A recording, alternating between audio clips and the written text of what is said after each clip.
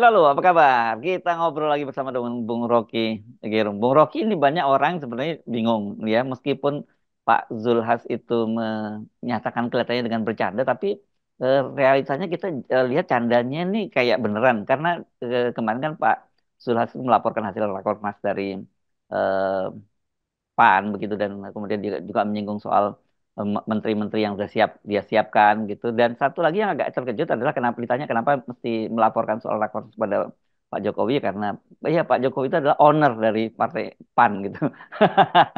Ini satu orang bingung apa yang maksud kalau tahu bercanda ya nggak gitu-gitu amat ya, kan ya, apalagi apa yang dimaksud dengan owner dan kedua kenapa orang seperti Pak Zulhas ini bahkan di masa akhir jabatan Pak Jokowi pun hanya tinggal beberapa bulan itu kelihatannya masih sangat takut dengan orang seperti Pak Jokowi itu.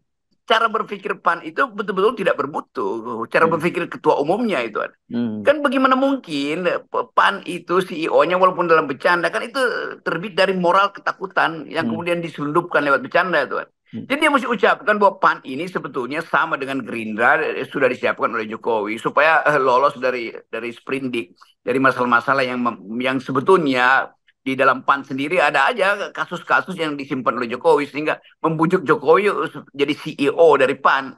Kan ini PAN dipilih oleh rakyat bermutu. Ketika mulai pembentukan PAN, saya ikut terlibat dalam banyak diskusi yang dulu sebutnya MARA, Majelis Amanat Rakyat. Ada Amin Ya. Rais di situ, ada Profesor Tuti, ada banyak intelektual di situ. Dan kita ingin mendalilkan waktu itu di awal reformasi, harus ada sebuah partai yang berpikir, namanya Partai Amanat Nasional. Dan Hmm. itu yang kemudian berubah perlahan-lahan menjadi partai kaum intelektual sebelum jadi partai para selebritis kan. Jadi Partai artis kelihatannya sekarang, Zulhas artis nasional, ini ya. ya Partai artis partai nasional artis sekarang. nasional. Ya, ya. Jadi bayangin ketua partai sekelas Zulhas yang udah jadi menteri malah melintang sebagai aktivis itu terbukti memang karena ingin bersembunyi di dalam ketakutan dan menyebutkan bahwa Jokowi adalah CEO segala macam. Jadi kemunafikan itu yang diperlihatkan oleh PAN. Jadi kita mau supaya adalah tokoh-tokoh PAN yang muda-muda itu kritik dong pemimpinmu. Masa kamu disebut sebagai karyawan dari perusahaan yang namanya PAN yang Ya. CEO-nya adalah Presiden Jokowi. Hmm. Ini soal yang menyangkut mental pemimpin. Nah, kelihatan bahwa Zulhas itu adalah dealer bukan leader. Ya, ya. Saya kira ada dua soal ya dengan menyebut owner itu. Itu kan sekali lagi menunjukkan bahwa sistem politik di Indonesia itu memang hanya kepemilikan banyak diantaranya kepemilikan orang per orang. Kan begitu yang terjadi ya, bukan partai kader. Hanya berapa partai kader yang saya kira ada di Indonesia. Ada juga partai-partai yang lebih profesional. Yang kedua ya sekali lagi itu menunjukkan bahwa sebagai partai, bahkan dia sebagai ketua umum partai pun dia tidak independen gitu karena dia di bawah kendali sepenuhnya dari Jokowi. Iya, tadi tadi saya teman diskusi saya di Momeren namanya Edward Lemanto itu. Dia pakai Mhm. istilah, memang partai-partai ini nggak ada parpol yang ada perpol. Saya tanya apa Apa itu itu? perpol? Perusahaan politik. Oh, Jadi betul. sebetulnya memang benar. Jadi partai itu jadi perusahaan politik dan buruhnya itu adalah karyawan dari perusahaan itu sehingga Hmm. tidak ada sistem demokrasi di situ. Yang ada hierarki. Itu yang dimaksudkan oleh Saudara Zulhas bahwa PAN itu adalah perusahaan politik. Dia cuma manajer, ada ownernya namanya Jokowi kan. Kan begitu cara berpikirnya. Jadi Hmm. betapa dangkal pikiran seorang pemimpin partai di dalam sistem demokrasi itu. Yaitu namanya Zulhas. Ya, ya. Dan saya kira kita mesti berharap harusnya di era Prabowo tidak hal-hal semacam ini tidak terulang lagi ya, Bung Rocky. Walaupun tanda-tandanya, kalau dalam kasus seperti Zulhas dan Pak Jokowi ini kan ini yang menyatakan adalah Zulhasnya, gitu, bukan Pak Jokowinya, gitu ya. Artinya ada satu yang satunya ingin menguasai, yang satu ingin menghamba kan sebenarnya. Ini penghambaan ini. Jadi kalau ditanya kenapa Zulhas mau menghamba, ya karena dia memang hamba kan itu dasarnya Hmm. kan. Ya kalau hamba ngapain jadi partai putih, ngapain masuk dalam kompetisi yang tidak memerlukan penghambaan. Kan demokrasi itu adalah kemuliaan orang yang ingin memimpin, bukan orang yang ingin menghamba. Jadi dari segi mental udah tahu itu udah ini apa sih PAN itu yang membusuk ya akhirnya orang anggap ya udah itu sebetulnya memang gak ada isinya itu zong PAN itu tuh. Jadi Hmm. dari awal kita sebetulnya di ujung pemerintahan Pak Jokowi justru timbul perilaku perilaku otentik dari ketua-ketua partai itu kita dapat sekarang.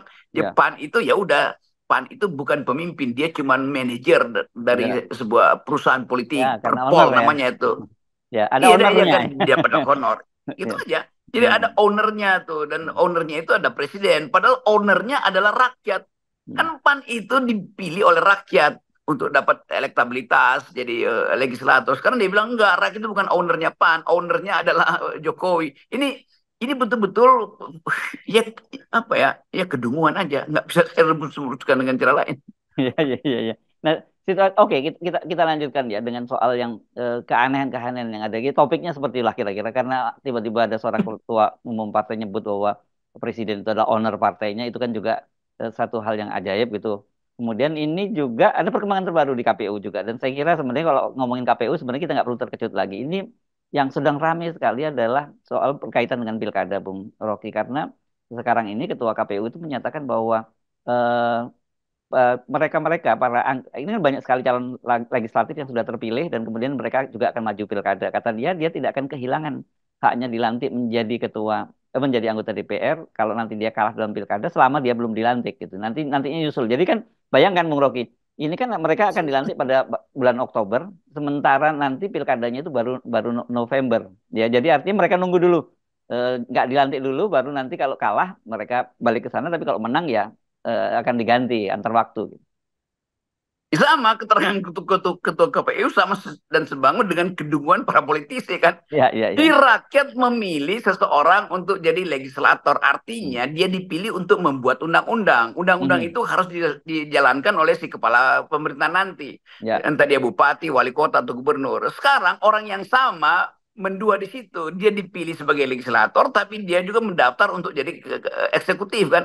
Jadi bagaimana rakyat dianggap sebagai oke rakyat tunggu saya aja saya akan pilih saya mau jadi legislator atau saya jadi eksekutif. hmm. Jadi kacau di situ. Mestinya KPU punya semacam threshold berpikir bahwa kalau Anda sudah dipilih oleh rakyat dan Anda inginkan jadi legislator, jangan Anda bermimpi jadi eksekutif juga. Karena Ya, Anda akan keluarin amplop berkali-kali lagi. Di ujungnya ya. Anda pilih itu. Jadi benar-benar kedunguan itu jadi masif di ujung era Pak Jokowi. Benar, itu sebagai institusi siapa namanya tuh ketua KPU itu Hasim Asari. yang iya Hasim itu yang seharusnya juga terpelajar, tapi Hmm. dia pamerkan kedunguannya itu. Kan Hmm. dia sebetulnya ditipu oleh ambisi dari ketua-ketua partai yang ingin menunda kesempatan dilantik sebagai wakil rakyat karena dia tidak mau jadi wakil rakyat, dia mau langsung jadi pemimpin eksekutif tuh. Jadi Hmm. bayangkan misalnya KPU dalam kelas yang sama dengan Sulhas yang menganggap bahwa ya kalau begitu KPU tunggu aja perintah Jokowi. Kalau Jokowi bilang itu si anggota legislatif itu jangan dilantik dulu karena itu saya lebih perlu dia jadi kepala daerah di tempat yang sama itu. Bahkan KPU bilang oke kami akan nggak lantik karena. Jadi KPU juga tidak dimiliki oleh demokrasi tapi dimiliki oleh presiden. Padahal KPU itu diselenggarakan untuk menapis kemungkinan-kemungkinan jebakan presiden. Akhirnya dia jadi peralatan presiden juga. Jadi Ya. KPU ownernya juga ada presiden, bukan rakyat yang memilih. Ya, kayak istilah owner itu loh. Itu Pak lagi. Ya, ini memang nggak masuk akal penjelasan dari ketua KPU. Dia menyatakan selama dia belum dilantik itu jadi dia yang dia bisa kembali lagi kalau dia kalah nanti dan artinya dan kemudian tidak ada masalah untuk pelantikan susulan. Jadi artinya seperti yang Anda katakan tadi rakyat itu kan memilih dia sebagai wakil rakyat dan kemudian dia menyatakan nanti dulu ya gua nggak jadi wakil lu kalau gua jadi kepala daerah kan. Dan kemudian yang menggantikan adalah figur berikutnya yang jelas dia tidak mendapat mandat dari rakyat seperti yang digantikan kan gitu. Itu keterangan, memang ya kan dia belum belum belum wakil rakyat, belum dilantik ya tunggu Hmm. aja. Hmm. Bisa ditunda kalau dia ketua jadi eksekutif kepala daerah, ya mungkin dia pilih itu. Memang belum dilantik secara ofisial, tapi kan pemilihan sudah selesai. Iya, Kan iya, angkanya udah keluar bahwa dia iya. dapat 48%, dia dapat 3 juta suara, yang ini Hmm. dapat 17. Jadi apa artinya pemilihan umum kalau istilah belum dilantik itu ditanggalkan hanya karena kepentingan seseorang atau beberapa orang yang diperlukan oleh presiden untuk jadi wali kota, jadi gubernur, jadi daripada jadi anggota DPR. Kan itu intinya kan. Jadi peternakan politik juga dijalankan oleh KPU melalui perintah ownernya yaitu Jokowi. Ya. Nah, tetapi semua itu ya sebenarnya Bung Rocky tadi itu termasuk pernyataan Zulhas, kemudian juga pernyataan Ketua KPU ini makin menunjukkan pada kita betul-betul pembusukan itu sudah terjadi di mana-mana yang logika akal sehat yang sebenarnya sangat sederhana aja mereka jadi sebenarnya mereka paham, tapi kemudian mereka mencari justifikasi untuk membenarkan tindakan-tindakan mereka semua gitu. Itu akan ada parade nanti itu anggota-anggota DPR yang sudah terpilih tetapi masih menginginkan jadi kepala daerah itu, kendati itu baru bulan November, itu akan rame-rame pergi ke Singapura, ke Malaysia dan menyatakan diri sakit, minta surat Hmm. sakit supaya jangan dilantik dulu kan. Kira-kira itu yang akan terjadi kan. Jadi Ya. tipu menipu itu. Dan itu yang kita bayangkan bahwa KPU pada akhirnya itu cuma jadi loket untuk mendaftar. Dia tidak punya semacam kemampuan untuk mencegah orang melakukan manipulasi. Bahwa sudah dilantik tetapi berlagak sakit supaya tidak dilantik, padahal dia sebetulnya mencalonkan diri sebagai kepala daerah. Demikian juga sebaliknya tuh. Hmm. Tokoh-tokoh ini yang mungkin nggak semua punya motif yang sama, tapi kebanyakan mereka itu adalah agen-agennya Jokowi karena menunggu dua pos itu. Pos pertama adalah pos legislatif Hmm. dan kalau itu pos itu kurang mentereng maka dia pakai pos yang kedua eksekutif. Hmm. Nanti yang legislatif dia kasih pada orang kedua yang juga akan ada buyback di situ kan. Lu Ya. tunggu aja nih, gua nggak mau dilantik, gua mau jadi kepala daerah. Nih, suara gua lu ambil di situ tuh, lu bayar sekian kan. Jadi manipulatif itu udah terjadi. Korupsi itu ada di dalam pikiran dari para politisi. Ya, tapi saya kira nggak perlu tadi pakai alasan sakit karena ini sudah ada pernyataan dari Ketua KPU yang menyatakan boleh gitu ya. Selama dia belum dilantik, dia masih boleh kembali. Kalau dia kalah ikut pilkada dia kembali ke legislatif. Tapi kalau dia menang ya orang berikutnya yang akan menduduki posisinya itu. Ini tukar tambah di antara dua calon tuh. Si Hmm. calon ini adalah calo, KPU juga ada calo. Kan ini Ya. ini transaksi antar calo kan. Ketua Hmm. KPU jadi calo untuk melayani calo yang ingin main dua di situ kan. Hmm. Dibayangkan misalnya institusi politik kita itu betul-betul membusuk dan ya saya senang-senang aja pembusukan itu kan supaya terlihat sempurna ada pembusukan dan pembusukan itu akan mempercepat tumbuhnya pikiran-pikiran baru. Yes, oke, baik. Terima kasih, Bung Rocky. Anda harus menyemai terus Oke, seluruh Indonesia ya, akal sehat. ya